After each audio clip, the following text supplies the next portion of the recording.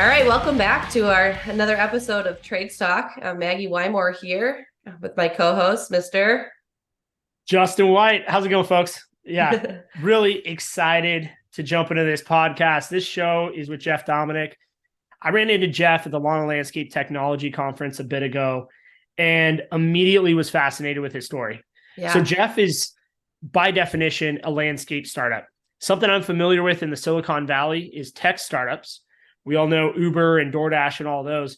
Well, Yeah. Jeff is basically the landscape startup. So he went out, he got a private equity partner, and they launched this company called KeyServ in December of 2021. And really, I think launched January 1st, 2022 as one brand. And since then, he's completed 3 more acquisitions for a total of 6 acquisitions in about 18 months, which is very, very quick. And I know he's got a bunch more in the pipeline.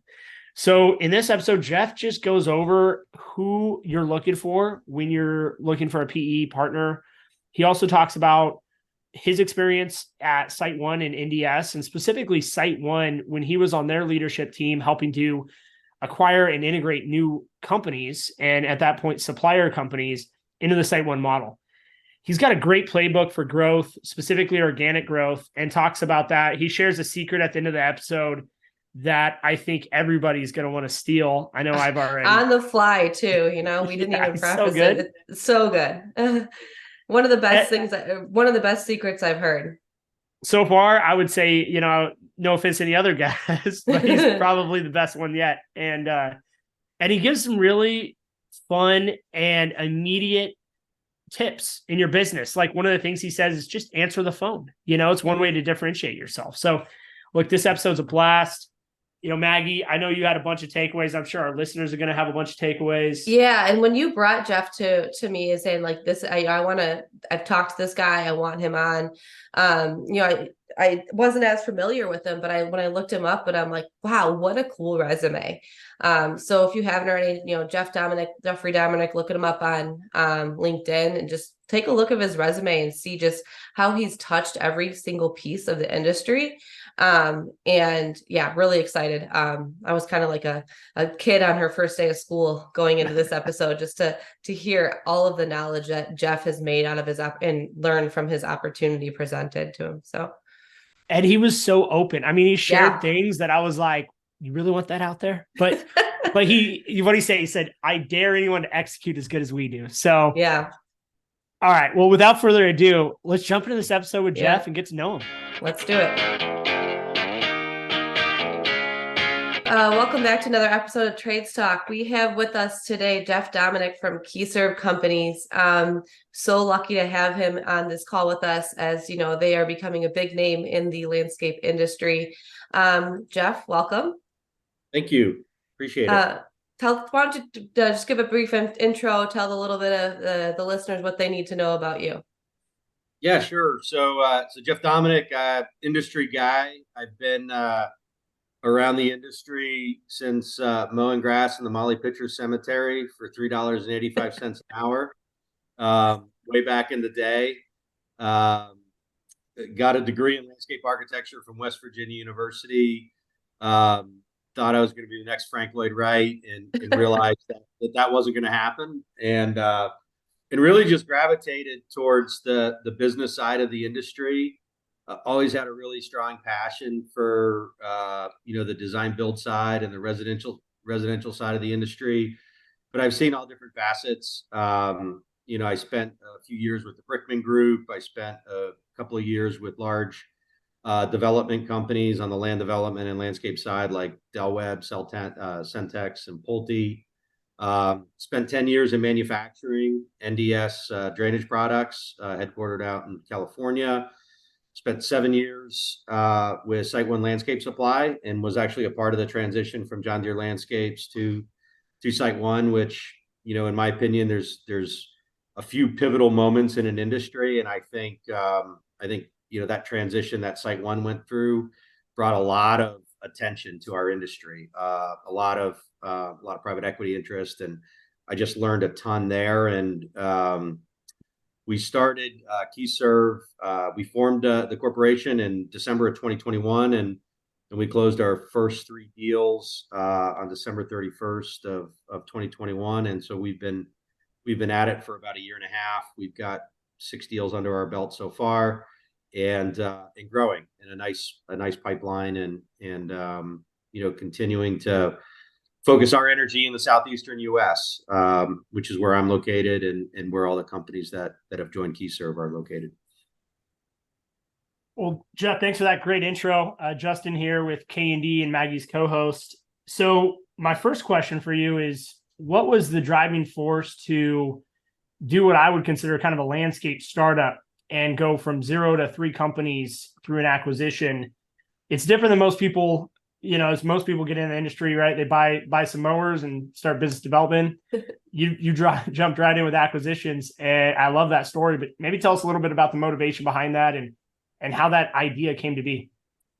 Yeah, it's kind of interesting. I think the career path that I took, spending nearly 9 years at NDS and then the time at SiteOne, I worked for some really great leaders, and was fortunate enough to have people not only invest their time but their money and resources in my personal and professional development. And so you get to a point in your life where you know what you're really good at, and I know that I've got big ideas, and I like to take big ideas and run. And so I never really wanted to start small, right? And so I just I've always in the back of my head knew I would get back to my roots, so to speak, which is residential landscape design, build, and maintenance. I just didn't exactly know how. I think COVID may have influenced that a little bit. I was living on the West Coast, up on Bainbridge Island, outside of Seattle, running what they call the Mountain West for SiteOne. I was traveling 4 days a week, and really grinding and having a lot of fun and learning a bunch of stuff. And I realized during COVID everything I was missing, right? All of a sudden the travel stops, and you're home, and you're present all the time. And I recognize 2 things: the weather in Seattle is really that bad, because and 2, that I really enjoyed. I really wanted to be a little bit closer to home, and my kids are getting to that point where there's just a lot going on. They're 13 and 15, and for the first time in my career, I didn't want the next job I didn't want to take the next step at the career that I was at, or the company that I was at. So I really just kind of dug in and said, okay, what am I good at? What do I want to do?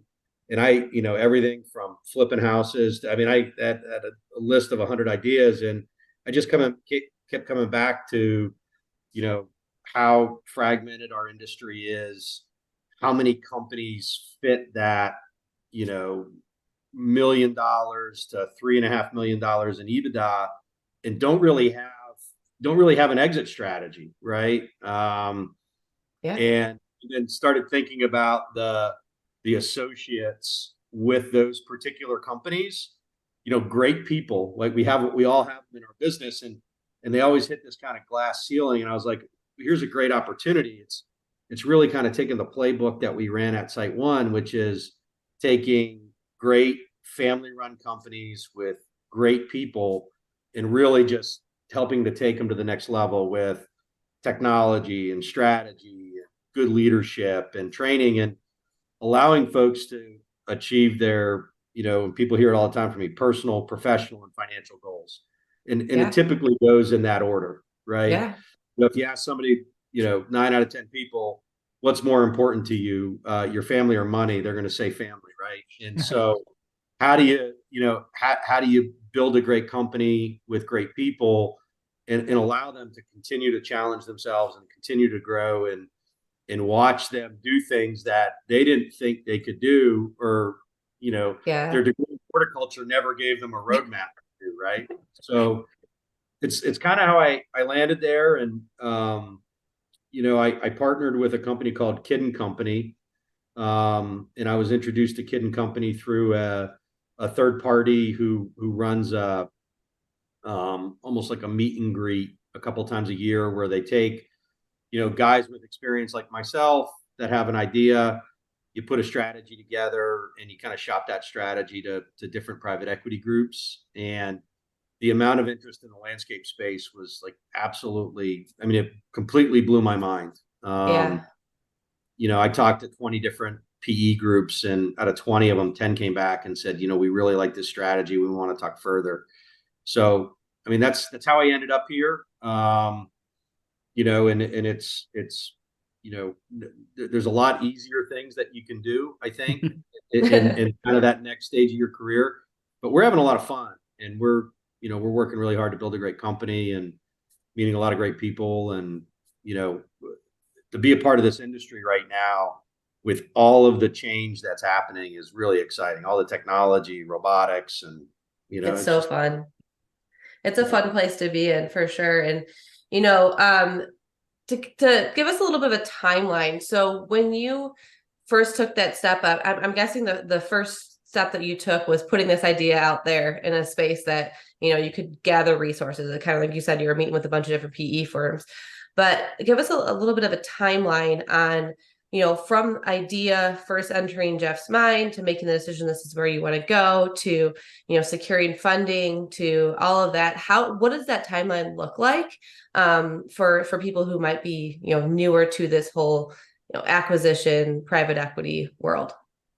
Yeah, I think, from the time it started brewing in my head to the time it actually hit a piece of paper, I would say was years, right? You're always kind of thinking about, the what ifs, and you're working on things. And, but, once it really hits paper, things can go really fast, especially if you have a good strategy and a good industry, and you've got, good relevant experience. Things can go really fast. And in some cases, I felt like it was moving faster than I was ready for it to move. But, it was about, from the time I pitched the first strategy until, we sent our first LOI out, it was about, I don't know, about 90 days, Oh, which wow. really is long. And, um, and then another LOI came, and another LOI came, and then a fourth LOI came, and one of those LOIs fell out because their quality of earnings didn't go. So there was a lot of, kind of emotions and roller coaster happening through the process, but it can go really quick. And, Yeah. and I, That's a lot faster than I was expecting for you to say, truthfully. Like, I don't know if Justin, if that sounds familiar to you, but, specifically in the residential space, you're kind of setting a new precedent for private equity in the landscape world. A lot of these larger companies doing what you're doing are focusing more on that commercial maintenance setting. And with you guys focusing more on the residential side of things, it's a new venture and exciting, but 90 days was definitely faster than I was expecting. yeah. And, the residential versus commercial, I mean, I think the focus has been on commercial because those companies are a lot larger, Mm-hmm. and they tend to have a lot more infrastructure. They have a lot more, discretionary income or EBITDA, however you want to look at it. And in private equity, I mean, they bigger is better in a lot of cases, particularly in that middle market. So they're always looking for, at least five, but they much prefer about $10 million in EBITDA.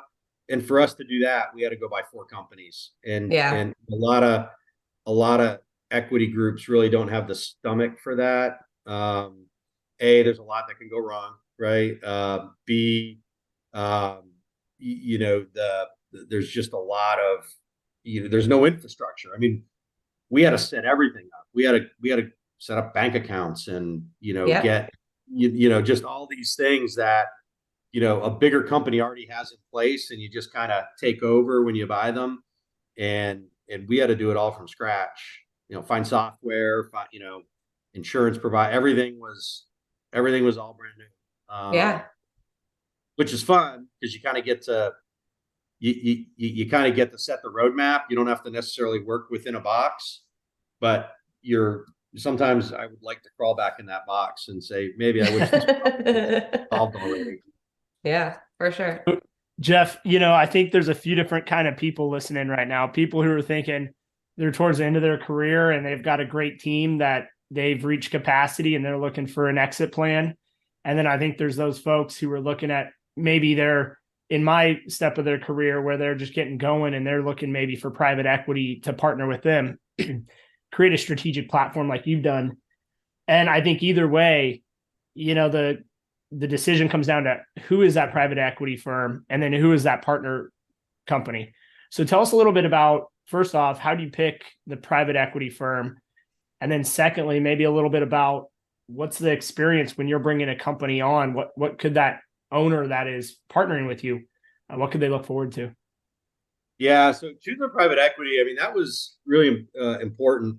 I was very fortunate in my career at both NDS and at Site One to have terrific private equity sponsors. So we had grand partners at NDS, and they probably owned us longer than they wanted to because they carried us through the downturn.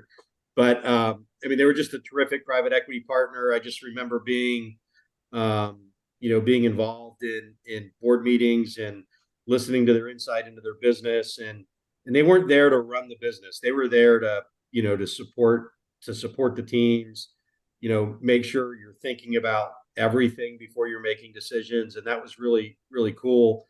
John Deere Landscape, Site One, CD&R, large PE group, focus on carve outs and then taking them public. I mean, they were awesome. I mean, I had an opportunity to present to that board 3 different times during my tenure. And I mean, it's really cool. I mean, because you've got just all these really smart people in a room and you're sitting there talking about, landscape drainage and the size of the market opportunity.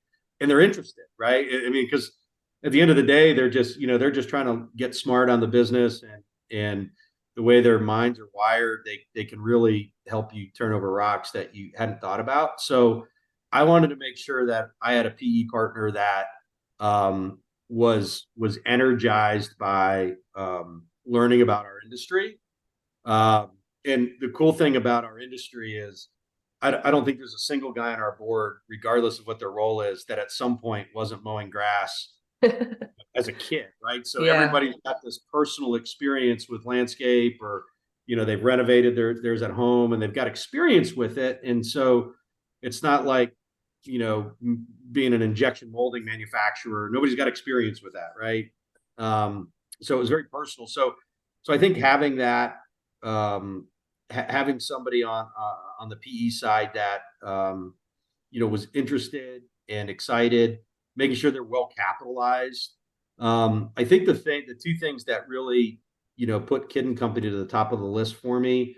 Number one, they have a long history of starting really small and doing 2, 3, 4 deals at a time to get to scale. And not a lot of companies are used to that.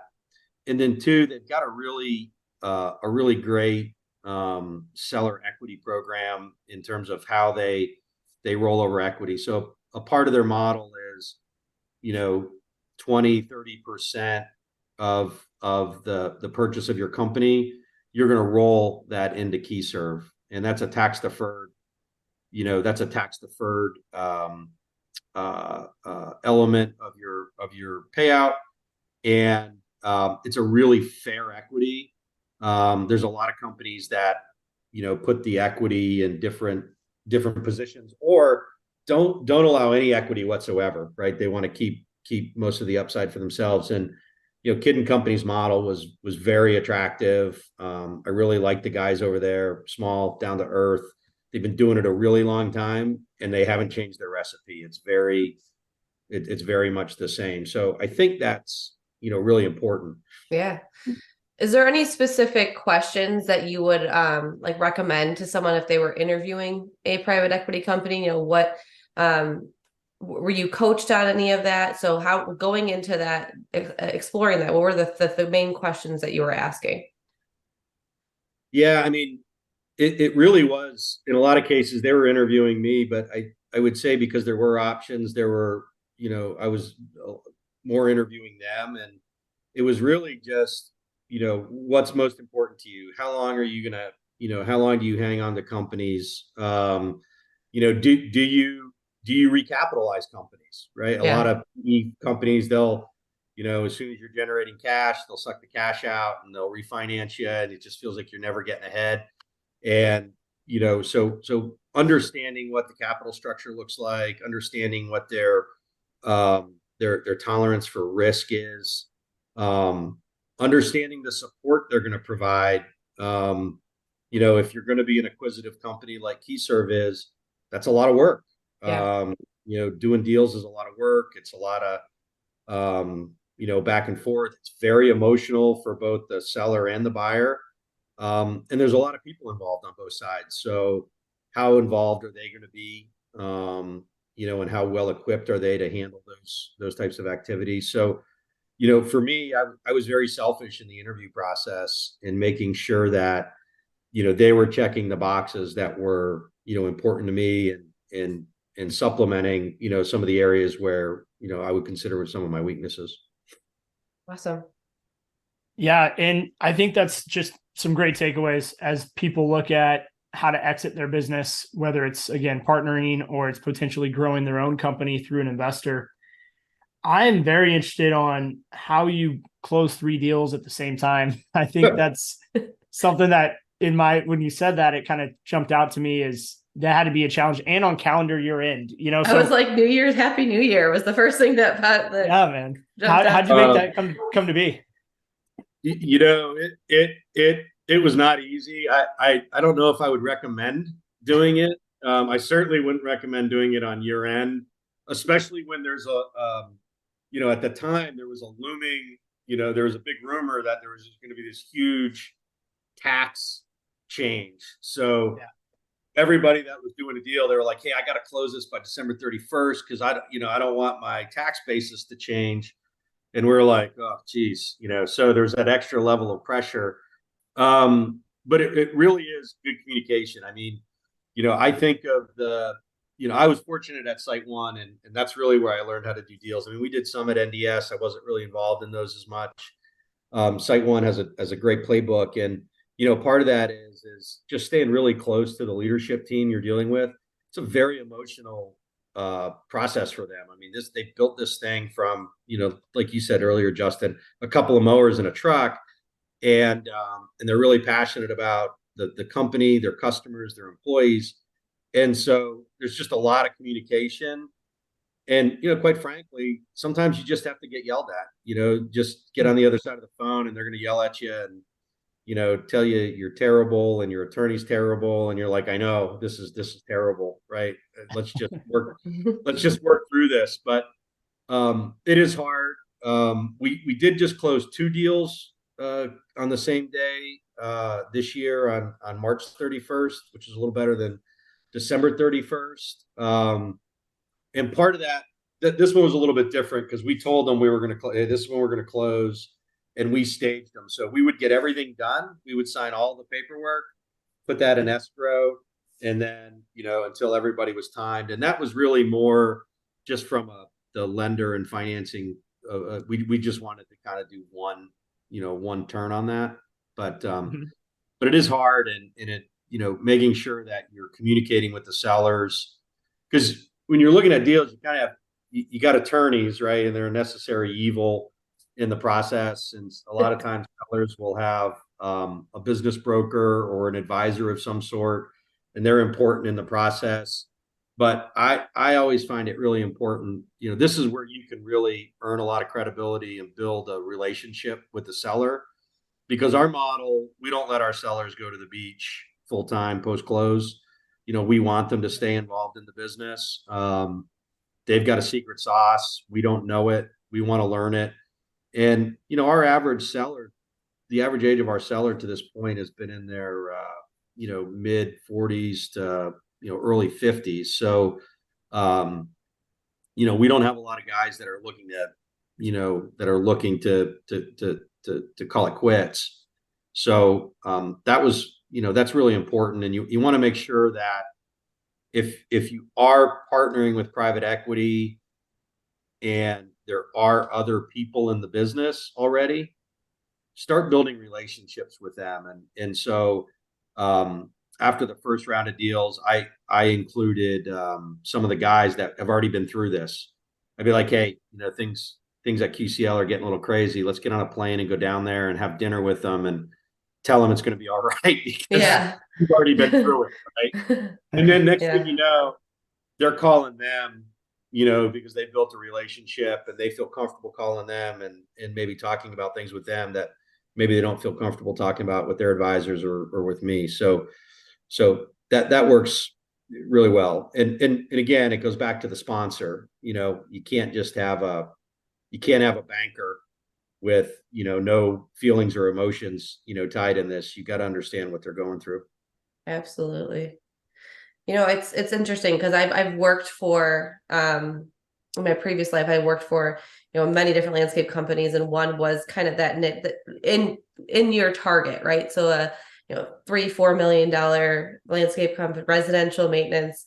And I'm thinking about the culture that owner has put on that company, and how protective of it he is of it.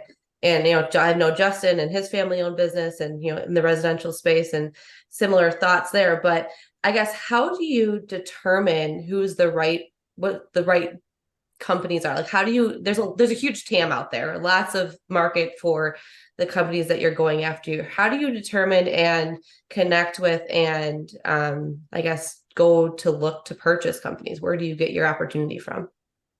Yeah, well, I think there's a mixture of two. I'll start with like what you look for, and maybe this is a secret I shouldn't tell, but I'll tell it. But um, I always ask people, what are you most concerned about in going through a sale process? And the right companies are going to say, I'm really worried about my team, and I want to make sure that they're going to be well taken care of. That to me is like, okay, that box is checked. Like, he's got a good, healthy culture, or she's got a good, healthy culture. That's really important, because a big part of the reason why I want to put the strategy together is not for the sellers. That they've already made a lot of money. I mean, the landscape industry's created a lot of a lot of millionaires, right? There's a book about it. But it's that next level, and we want to create some wealth around them, and we want to make sure that those folks are being treated well now, and we want them to view joining KeyServ as a benefit, and we've got to earn that. And there's some things that we do early on to make them feel comfortable that they're not going to lose their job, right? Too many bad 80s movies, talk about these big PE groups coming in and firing everybody. Well, that's not what we're going to do.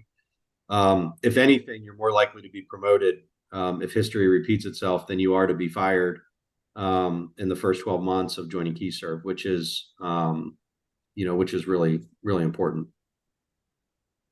So, quick question on that is, as you purchase and integrate these companies, how are you building your leadership team at KeyServ? What does that look like today, and what is it going to look like tomorrow?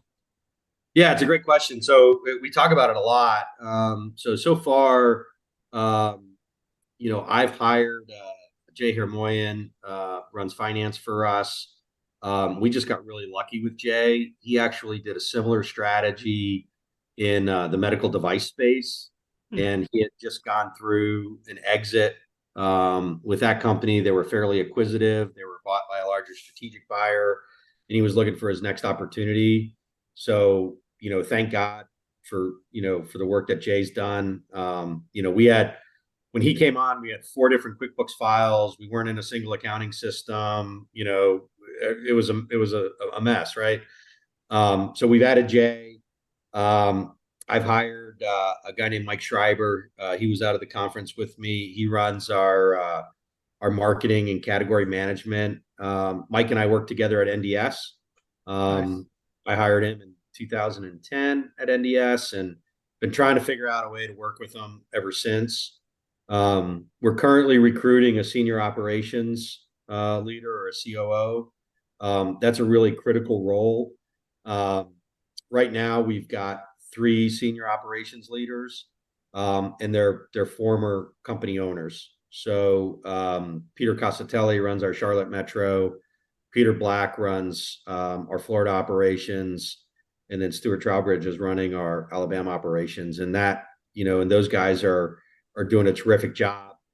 I would like to put somebody that can help not only support them, but more importantly, support the folks beneath them. And so we're working on that. We've got a senior HR leader with, Larry Jones. We're not real top heavy right now. We're very nimble. We're moving really fast, and we're trying to, leverage the resources that we have within our organizations. We're not running a cost out strategy. So when we acquire a company, if they've got 5 admin folks, I'm not sitting there calculating, oh, great, we can get rid of 3 of those admins. That's X dollars. We can, I'm looking at it and saying, okay, where are these admins going to fit into our business? We don't have a big corporate office anywhere. We're fairly decentralized. Mike Schreiber's in Lancaster, PA. Jay is in Atlanta. Larry's in Charlotte. So we're fairly decentralized, and we've been very fortunate leveraging the talent within these companies. And so they might still be doing AR, but they might be doing AR for 4 companies instead of just the one they were doing. So that's actually the fun part, is kind of putting those puzzles together. And that's where you get to, you have interaction with somebody. It's a positive interaction with somebody. You really don't know what they're capable of. Really don't know what their background is, but you're just like, I feel like this person can really do anything we ask them to do. Let's give them this opportunity, and let's set them up for success. And we've done a lot of that, and it's worked out well for us. And we'll continue to do that. It's very similar to how I ran the business at Site One. We didn't take a cost out strategy, and that paid dividends for us. And it really reinforces, the culture that we're trying to build, which is, it's a great place to work. Cherish your job. Don't be afraid of losing it. And that's really important. Yeah, the people side of this industry. It's like the reason that I love this industry so much. You mentioned early on in the call, talked about like the person with the horticultural degree not knowing what they're going to do with their life, and like that is me. My degree is in landscape management and production and floral design, and I was working for these companies, and now I get to talk to people like yourself and hundreds of companies throughout the nation and even into Canada and whatnot. So it's really cool that you're providing that opportunity for other people. So I'm going to kind of do a little bit of like a not role play, but like, say I'm your prospect, the company you're trying to get to join the KeyServ company. What different things are you going to provide me? What resources are you going to provide me as a business owner that are going to set yourself apart from those other players out there?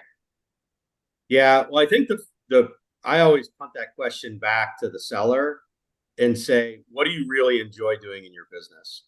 And so I'm yet to hear, I love finance and HR. Like that's not anything I've ever heard anybody we've talked to say. I just really want to do more finance, and I want to do more recruiting. So, I try to get an understanding of the things that they really enjoy to do. And if there's an opportunity for us to double down on that and use them more broadly across the organization, then, we'll discuss that. Mm-hmm.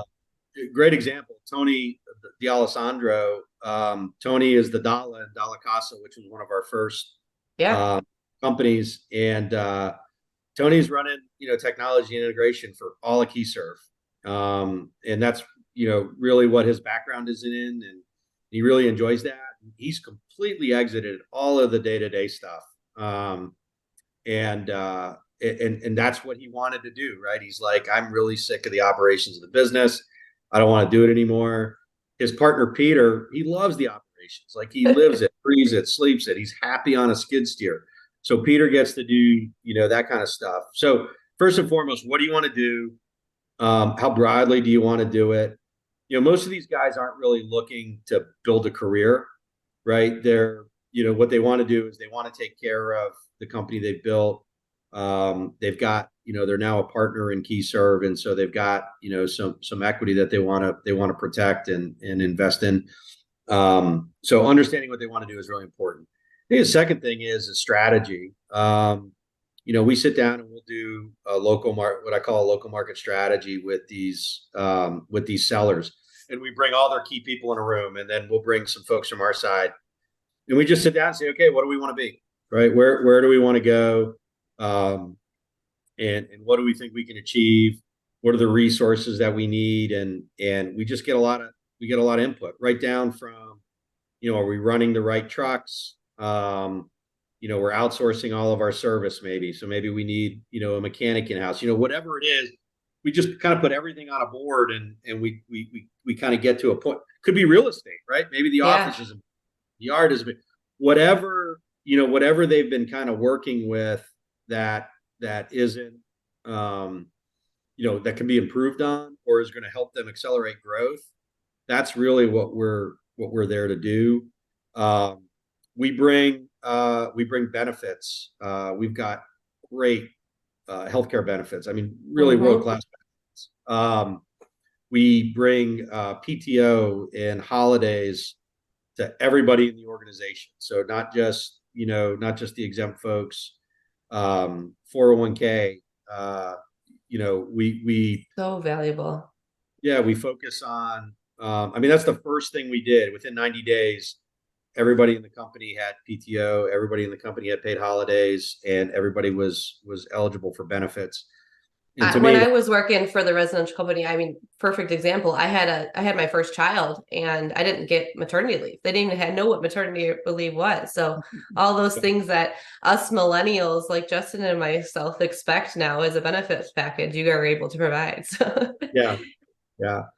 And it's most of these guys have a very specific reason why they want to sell, and what I try to do is just try to understand that and cater. Everybody's different, so I don't think benefits, capital, strategy. I do think, I think we're different than a lot of people in how we look at that, but benefits, capital, everybody's got those kind of things. But we really treat it, everyone is different. Every person's different. What they want to accomplish is different. And we just try to, we try to understand that very early in the process and then execute on it very quickly post deal. I think if you asked any of these guys, they're going to say everything they said they're going to do, they've done, and maybe more. So important in this industry. Be true to your word. Yeah. Authenticity is so rare, I feel, in the professional world these days. Everyone's just trying to sell you on the biggest and brightest thing. And then what you get is so different. And it's nice to hear your story. What I'm picking up is that you guys are lifting the ceiling from these companies that are these, 1 to 3 million EBITDA companies where the AR clerk has kind of hit the ceiling. There's nowhere else to grow. And unless they just increase their volume overnight, maybe those people get bored and end up jumping ship. So it seems like what you're offering is not only a new career to a bigger and better playing field, but also kind of a retention strategy to some of the A players in those companies that if they didn't partner with your team, maybe they would, they would run the cycle through. And I've lost a few people from just not growing quick enough, and they kind of outgrow us. So we try not to let that happen, but from time to time it happens. So that ceiling that you guys are lifting is pretty impressive. I want to get to something real quick before, we run out of time. From talking to you last week, the type of service you provide your clients, I think, is very unique in our industry. So Jeff, maybe you could give us an overview of just what's your standard client look like, and how do you guys service such a volume of clients on a weekly basis? Yeah. So, every market, it's a little bit different. SiteOne had a term, large and local. We're a large company, but we serve our customers locally. And that really resonates with me because, the Mooresville, North Carolina market, it's different than the South Charlotte market. The customers are different.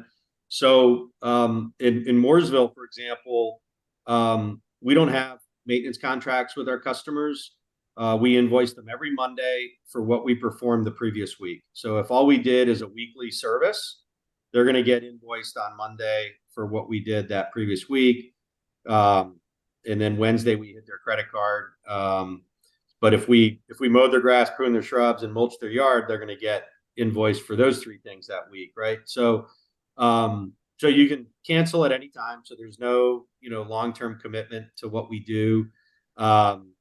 Which is, I think, advantageous to customers in their market. January, February, and even March, it's kind of an every other week service. And if you're rolling all that in and dividing it by 12, they're like, oh my God, $600 and they were here twice this week. But what they don't remember was, we were there, 5 times in July, right? And we only got, we didn't get paid. So that's really unique in terms of how we go to market there.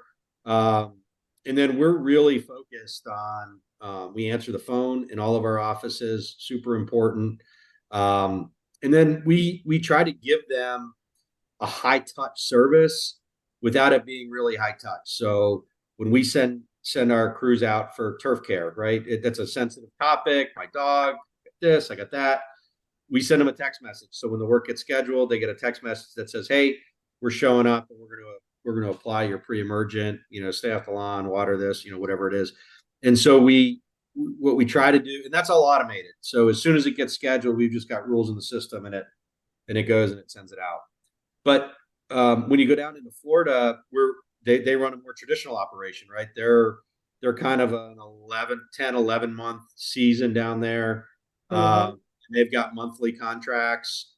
And so, I think the idea of paying for what we did the previous week is a great idea, but down there, the monthly thing works. So we're running it monthly. We are piloting, new customers. Do they feel better about, no contracts or not? And it's kind of mixed emotions. So on the residential side, that's really what we, where we try to differentiate ourselves. I think we also do some commercial, about 30% commercial. I like to use the term boutique commercial or unique commercial. We like to do things that not everyone else is either capable of doing or is going to do to the standards that we're going to do it. Yeah. So we think our commercial work, we treat it like, we come onto that property the same way we would Mrs. Jones' house, right? We're going to make sure we close the gate and we're going to tread lightly. And a lot of times probably your clients' businesses. I saw that a lot when I was working in that space, right? Is that kind of accurate? Yep. Well, but that, like for example, in Alabama, Quality Creative Landscape, they joined us in March, and Craig Krim was one of the owners, and he was an early adopter of the concrete modular block, like mm-hmm.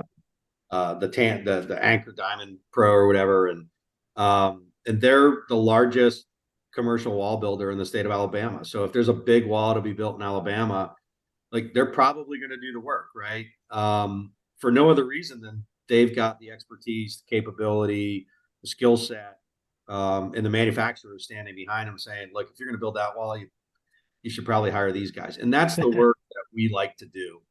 And we'll always, we're not going to shy away from commercial work. We may double down on growing the residential side because we like the margins and the exposure there a little bit better, but we're not going to shy away from the things that made these companies great. And we'll always, that commercial and residential market, they're very counter-cyclical. So I like having exposure to both sides. But we just try to look at the business and be flexible to what's made them successful.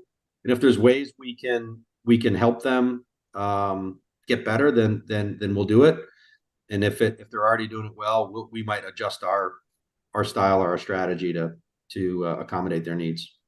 Awesome. Yeah, I love your strategy on that. We operate in a similar fashion of residential and commercial worlds. It's not easy to have the same types of service in the same company, but what I want to commend you for is the fact that your flexibility in each market and focusing on what that market needs. It seems like the word intentionality comes to mind when you're talking. And I just got to say, it's a fresh new look at landscaping. And I just want to say I appreciate that. And I think you guys are doing a great job down there. So, Maggie, I know you kind of got a wrap up question for Jeff here, and I Yeah. was supposed to prep you for this, but I didn't. So you're going to have to answer it on the fly. It's on the fly, just like we like to do in the landscape world. So one of the unique things that Justin and I are trying to do on this podcast is to pull secrets out of the minds of the people in the industry, minds like yourself, and just to something that you can't find in a book, that you can't find, on the internet. So if you had to, we're going to call it our trade secrets or trading secrets here together on the show. And Jeff, if you had to divulge a secret that you've learned in your many different areas and your career stops along your path, what is something that you think is critical to know about the industry, or just about your path, business growth in general? Yeah. I would probably say it would be our 5-cylinder engine. And you're probably saying 5 cylinders. I mean, that's British. So this is something that I developed back at NDS, and it's played true at NDS, Site One, and now in our business today. And so the first cylinder of the growth engine is to hang on to what you got, right? It's the most important thing. We all have this maintenance business. It's the annuity, right? If we anniversary all of that and we put a 5% price increase on it, we just grew 5%, and all we did was just take care of our customers. So that's so important. At NDS, we used to have this great slide. We'd say, protect at the moat, right? This guy with a machine gun and a plastic catch basin, right? Don't let them cross the moat, but hang on to that annuity. Super important. Number two is you got to sell something new. And so, Justin, I was really interested in your water management business. Yeah. Right. So selling something new isn't selling a new customer something that you already sell. It's selling all your customers something new. So it might be bringing landscape lighting into your business. It might be bringing drainage into your business. I mean, there's a handful of categories you do, but you've got to have 2 or 3 things that you're trying to do that are new every year, and maybe only one of them is going to stick, but those new things tend to have kind of a hockey stick growth kind of strategy. And so, year one, it might be $100,000. Year two, it might be $500,000. Year three, it might be $1 million. And then that growth just kind of compounds. So you've always got to be thinking about selling something new. I think the third thing that we need to do is we've got to earn market share. So we have to go out, we have to be better than our competition, and we have to bring new business into our mix. And that's important. And you got to be strategic, right? Like what category of business do you want to go earn share in? Well, do you want to go earn, a bunch of new maintenance business, or do you want to invest in, selling more enhancements?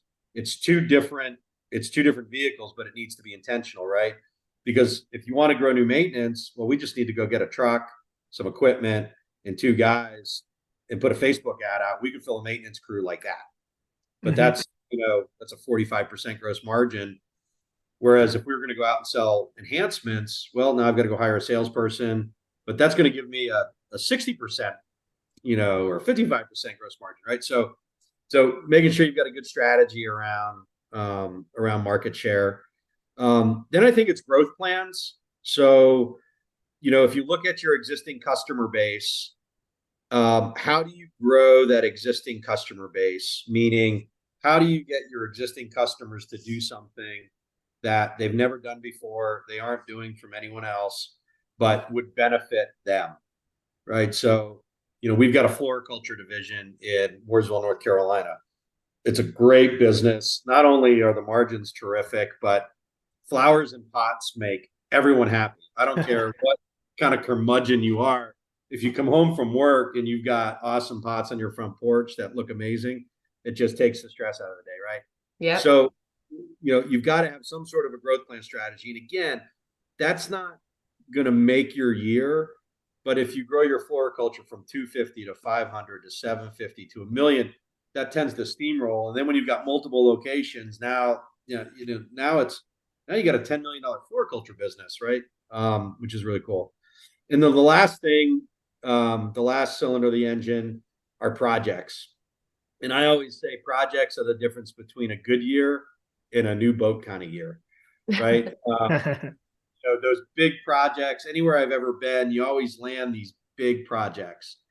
And I always encourage my team, look, celebrate the fact that you've landed that project. Go home, take your wife and kids out to dinner, a nice dinner, and then wake up in the morning and be really worried because you've got to replace that revenue next year, right? You've got to sell that thing all over again, right?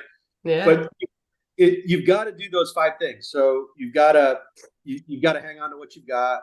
You've got to sell something new. You've got to earn market share.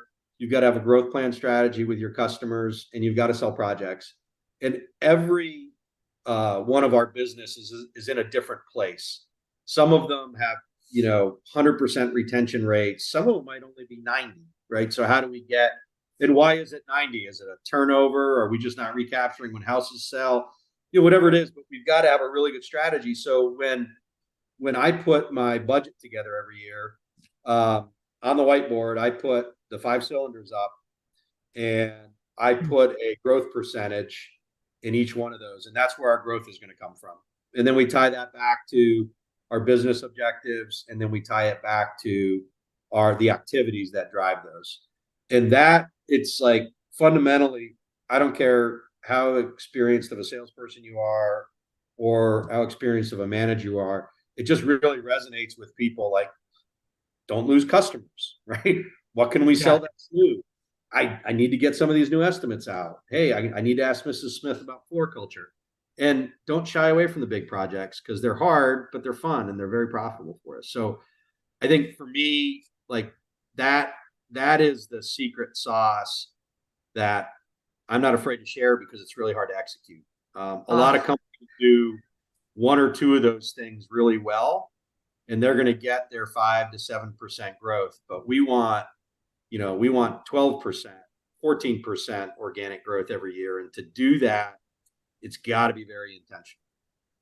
On the fly, that was so good. I mean, we didn't even prep you for that, and that was wow. Learned so much from those 5 cylinders, and you have no idea how many companies I talk to, and specifically about the projects piece, that are like, well, we're this much in revenue this year because we have a really large project going on. And in my mind, I'm like, that's not the way you should be looking at this. You should be looking at this, we're going to find a project double the size next year. So really cool to hear you say that too. Justin, I know that you guys do some of those type of projects as well. Everybody's always heard me say, well, so what? Not so what that I don't care, but so what are we going to do? Right. Yeah. Justin told me about this awesome water management project they had, and it was like huge dollars. I was like, that's awesome. What are you going to do this year? Right. Because you got to do it all over again. Right? Oh yeah. Well, I'm sure Katie's going to be listening to this and she's thinking the same thing as that, 600 controller retrofit is winding down. It's like, where's the next 600 controllers we need to replace, and they're out there. We just got to go find them. Yeah. Well, Jeff, it's hard to find them one sale at a time. Yeah, you got a canvas for that. But, the word that keeps coming to my mind is intentionality. And just congratulations on the last 2 years, your growth, your startup. I think it's very inspirational to me and many others in the industry. And congratulations on that. It's been a pleasure having you on the show. Yeah, I appreciate it. It's a lot of fun. And, I look forward to, hearing your podcast and the other guests. I try to suck these up the best I can. I spent a lot of windshield time. I drove 43,000 miles last year, going from kind of branches to branch. that was part of the Southeast strategy. I had accrued like 2 million miles on Delta, and I was like, this isn't good. I don't want to get in a tube anymore. So now I'm thinking flying is great. So you're about ready for like a little private jet or something, a little Pilates. I don't think so. I don't think so. My Chevy Tahoe carries me everywhere I need to go. It's great. Awesome. Well, thank you so much, Jeff. We really, really appreciate it. And we're excited to hear about what new things to come and what's next for KeyServ. Yeah, I appreciate it, Maggie. Thanks, Justin. I appreciate the invite. And Yep. being able to share a little bit about us. All right, guys. Thanks, everybody. Have a great Talk afternoon.